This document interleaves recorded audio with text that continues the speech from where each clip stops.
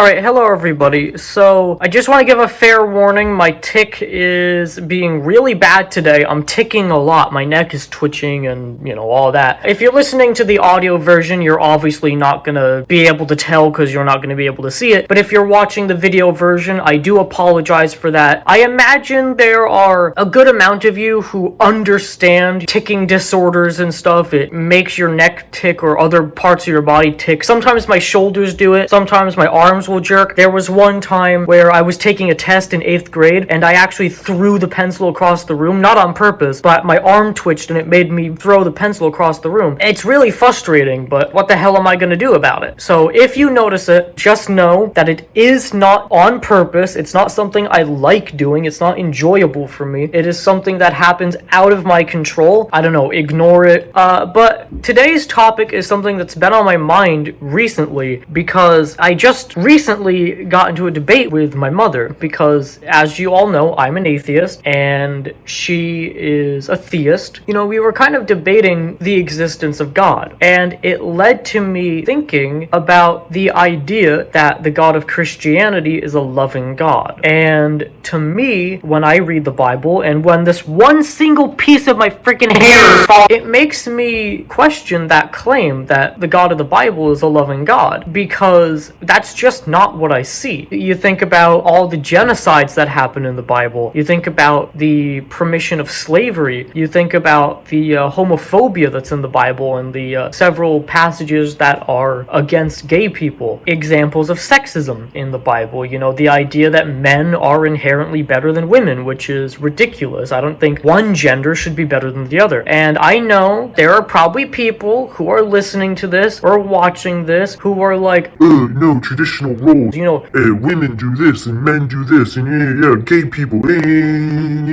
But I think it's stupid. You should have a freaking itch in your nose. Everybody should just go around and have a freaking itch in their nose. Why not? Hallelujah. Oh great, now I forgot what I was gonna say. That's fan-fucking-tastic. Oh yeah, I just don't get it. I don't know why people care about what other people do with their lives. Like, I don't try to force the fact that I'm gay on people. I mean, I'm fine with talking about it, obviously, but I'm not like, hey, look at me, I'm gay. I don't care. I mean, if someone finds out and they're like, hey, want to talk about this? I'm like, sure, I guess. But, like, I just don't get why people care. For that same reason, I think the whole idea of, like, gender roles and stuff is just freaking stupid. Women can do things that are traditionally seen as men roles, and men can do things that are traditionally seen as women roles. I think the idea of traditional gender roles is really dumb. It's really stupid because they can be interchanged. People say, men work in construction and women work at the home. But, like, women can work in construction and men can work in the home. You get what I'm saying? The reason I mentioned that as a part of this is because, well, I mentioned the Bible has passages that talk about men literally being better than women. The rapist should marry their rape victim, or, like, men are the head of the house and all that freaking shit. And it's seen as a very traditional, I guess, value under Christianity. This all leads back to me thinking about how the God of the Bible isn't really as loving of a God as, they say he is. And I don't even believe he exists, but I know I keep messing with my hair. You know how some people, they're like, oh, look at me, I'm so cool, comb my hand through my hair. No, I'm not doing that. Like, this one piece of hair keeps falling down and it's pissing me the fuck. When I look at the Bible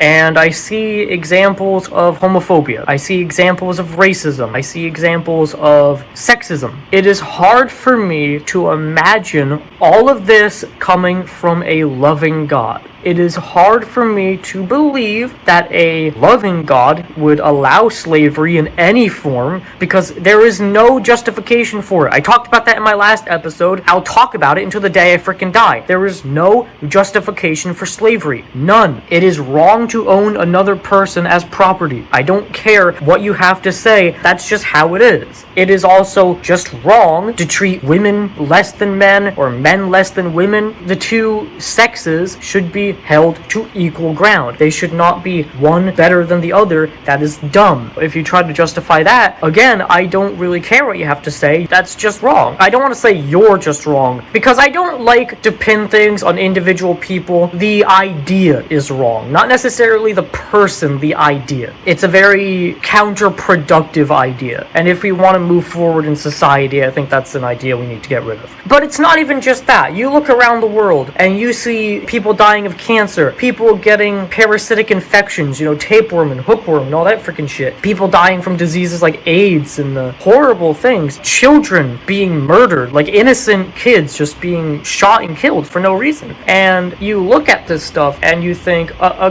starving people who are homeless, etc., people who abuse animals, people who get pets and they beat them and they kick them and they do these absolutely horrible things that I would never in my life think about doing to my cat, ever. It would never cross my mind to do anything like that, but people do it. I don't understand why a loving God, as the Christians claim he is, would allow for these things to happen. And one of the arguments my mother made is that he gave us the free will. I have a problem with that idea, and my problem is that I don't believe that free will exists. And I remember, hold on, let me look it up. I remember there being a study that was done about why free will doesn't actually exist. I'll put a link source in the description. Can you hear that? It's one of my neighbors outside. Sorry about that if you can. Okay, here. And again, I will put a link in the description. I will also put the part that I'm reading up on the screens. Many scientists say that the American psychologist Benjamin Libet, whatever, demonstrated in the 1980s that we have no free will. It was already known that electrical activity builds up in a person's brain before she, for example, moves her hand. Libet showed that this buildup occurs before the person consciously makes the decision to move. The conscious experience of deciding to act, which we usually associate with free will, appears to be an add-on, a post hoc reconstruction of events that occurs after the brain has already set the act in motion. There's this idea, I don't know if you want to call it a philosophical idea, or I don't even know if it's like an idea, I don't want to use the wrong word, but like a concept or a hypothesis or whatever, that basically states that in order for free will to be a real viable thing, you would have to know every possible outcome for every situation you're going to be in. So like, okay, let me use an example, right? You don't control whether you like strawberry ice cream over chocolate ice cream.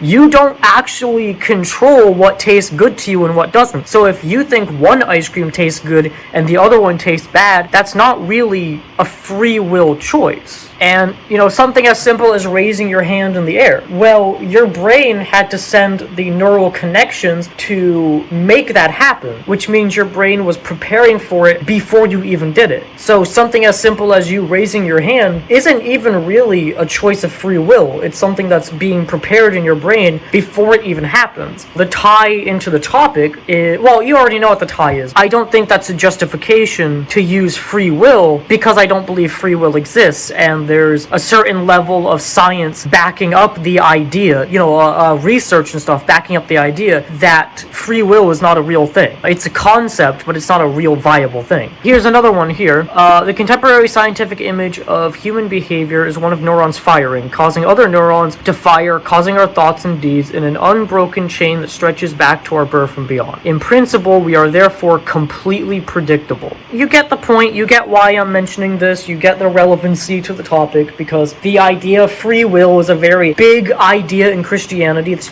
And I think it's absurd, and I just read, scientific literature that scientific literature. You know what I mean. He's a freaking big name in science, and whatever, you get it. I don't need to explain it. You get what the fuck I mean. I just read a piece of scientific information that explains why free will isn't a real thing. So I don't think it is a justifiable or a means of justification to justify these things. And can I just say something? Okay, it's dumb anyways to use free will, like, oh, well, these things happen because God gave people free will. People don't freely choose to starve. People don't freely choose to be homeless. People don't freely choose to be cancer patients. There are people who are in developing countries who are barely living. They're, down in their luck. They're living horrible lives. They're starving they're homeless. They didn't choose to be like that. That wasn't their choice. And so I think it is disingenuous to use free will as the argument for why these things happen. And, same goes with cancer. Yes, people do choose to do things that could lead to cancer, smoking, and certain dietary habits, and I think obesity is something. I know there's probably someone in the comments going to be like, hey, he's obesity, he's fatphobic. No, I'm not. I'm just saying on a scientific level, they have linked obesity to cancer. That's not my opinion. That's I'm just speaking on a scientific level. I'm not saying I have anything against people who are, whatever. I don't care. I don't care. We're speaking purely on a scientific fucking level. People who are listening to this are like, what the fuck is going on? I'm sorry about that. You ever get frustrated with something and then you lose your train of thought? Oh, yeah, okay, so someone can choose to do something that could lead to cancer, but they did not choose to get cancer. And you're probably thinking, what does it have to do with God being a loving God? Everything, actually. I think the idea that God gave us free will to justify us murdering and us killing innocent children, like I said before, I don't think a loving God would allow these things to happen. Especially if you believe that the God is an all-powerful God. Like, if he's an all-powerful God, then he can just snap his fingers and make this stuff stop. There's absolutely no reason he couldn't do that, except for the fact that he doesn't actually exist. The reason he doesn't do it is because he can't. He doesn't exist. He's not a viable, he's not a real thing. If he's like, oh, this person's suffering, he shouldn't be like, oh, I'm gonna give them the will to suffer. Like, no, he should step in and help them and be like, hey, I don't want you to be suffering. If he sees someone murdering somebody, he should be like, hey, I'm gonna use my godly powers and prevent you from killing that person. Isn't one of the 10 commandments literally thou shalt not murder? Like, you'd think if he was serious about that, he'd prevent people from murdering, but clearly he doesn't. Clearly he doesn't give a shit because he doesn't prevent it from happening at all. So I don't know. I just think it's a dumb argument, and honestly I don't think I need to explain why it ties into the topic. I think you understand, or you can use basic common sense to understand why the topic of free will ties in with the idea of an all-loving God. There are certain things that shouldn't be permissible, like rape shouldn't be allowed under this God. Murder shouldn't be allowed. And I know you could say, well, he doesn't allow it, the 10 Commandments. But like I said, he doesn't do anything to freaking stop it. So yeah, he kinda does. He allows disease. You have children who are dying of cancer, people who are like 7 years old, dying of cancer. And it's like, what kind of a loving God allows that shit to happen? People who starve to death, people who have like no access to food and they die of starvation. What kind of a loving God would allow that stuff to happen? Even if he wants to give us the freedom to choose the things that we do, he should still intervene. If this God exists and he is all powerful and he is all loving, there are some points where I think he should step in, and that's part of the reason why I stopped believing, because I look around me and I see the world and the state of the world, and there's so much chaos and there's so much evil. And granted, there's a lot of beautiful things in the world too, but there's a really high level of evil things, and that just doesn't comply with the idea of a loving God for me. I don't think the argument that the God of Christianity is loving is something that holds up. And I know there are people who are going to disagree, partly because, they have a religious bias or whatever, and that's fine. I just don't see it. I guess that's the ultimate point I'm trying to make. I look around the world and I see how it is. That's just not what I see. I think that even if I were to grant you the idea that a God exists, I don't think that God is a loving God. I don't even think they probably care about us. And I'm not going to say they're a hateful God. They probably just don't care. They're probably completely indifferent about it. Like, they just made the world and they're like, okay, that's over and done with. Now, obviously, I don't believe that any God exists, but if I were to grant the idea that a God exists, that's probably what I imagine they'd be like. And something I've thought of, too, is like, well, what if you've been praying to a God your whole life, and that was the wrong God, and you're actually making the real God really angry every time you pray to that God? I hope you enjoyed this episode. I hope you got something out of it. Maybe you agreed with what I said, maybe you didn't. hopefully you could follow along and understand where I was going with my points, because I know sometimes it sounds like I'm rambling, but I promise you I'm not. When it sounds like I'm rambling on about things, I'm usually just trying to prove a point to, add to my topic. So I'm not, or at least I'm not trying to. So hopefully you can follow along and understand like where I'm going with the topic. I guess I will see you in the next episode, whatever that topic is, and yeah.